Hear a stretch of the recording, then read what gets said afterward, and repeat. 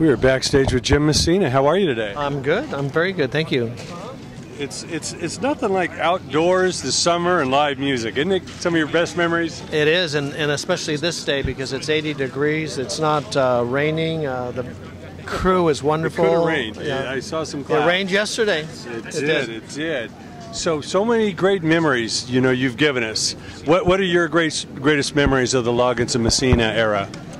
Oh golly, there's so many. I can't really, I couldn't pinpoint one, but I can tell you that it was a wonderful experience. Sure. I think especially working with Kenny. I mean, sort of working with him from being a singer-songwriter to jumping into being an artist and watching him grow and the music we created was wonderful. I mean, How did you guys meet? How did that all come together? Well, his brother had introduced me through a friend of his that worked at Tower Records, and I was on tour with Poco, and they wanted me to meet him to possibly produce him. So when I got off the road in November, I asked Kenny to come over to my house. We had some tacos and talked and recorded a few tunes, and that's when I was supposed to decide whether I wanted to work with him. And it was going to be a challenge because he was coming out of the folk era, the folk music, and it meant getting him up to become a rock and roller. So it took me a year to get him there, but he got there, and he just did an amazing job and has gone on to do amazing things. So yeah, it's so great. You've seen everybody from Poison covering Mama Can't Dance. That's and right. So many other hits over the years.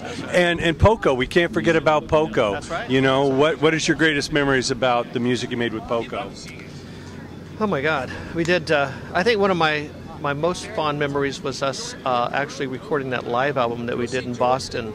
And recently I've actually been doing some shows, an evening with Jim Messina with Rusty Young, special guest. So I bring him in and have him sit in during the show. And so we go back and do Springfield and Poco stuff. And he does a set of his own. And he's a real funny guy. I have to be careful because it's kind of like having your brother show up, at a family reunion. I never know what he's going to say. So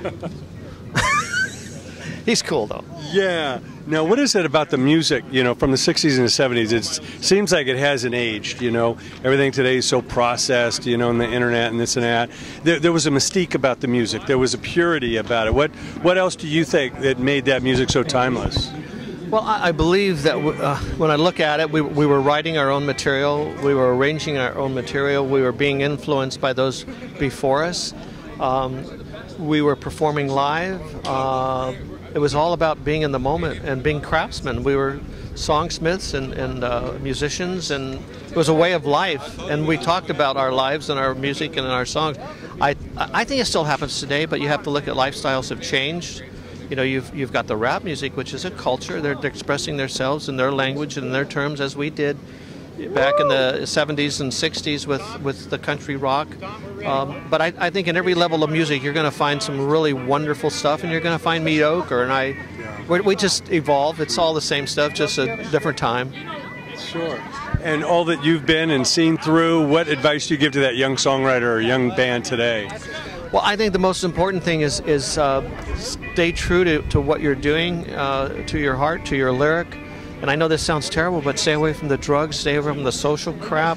It's just going to drag you down, make you sick, and it doesn't really sell any more records or make you that much more popular, to be honest with you. The music may sound good to you when you're high, but when you're sober, it might not work. I know that to be a fact. And seeing Timothy B. Schmidt and what the Eagles have done coming out of that country rock era, what do you say about the success they've had? Well, again, they are great craftsmen. They're great musicians. But like they've said, it's the songs, and they've written some wonderful songs. So I think they know that, and I'm glad they've had the success that they had. Can't wait to see you rocking. Thanks so much, Jimmy. Thank you, man.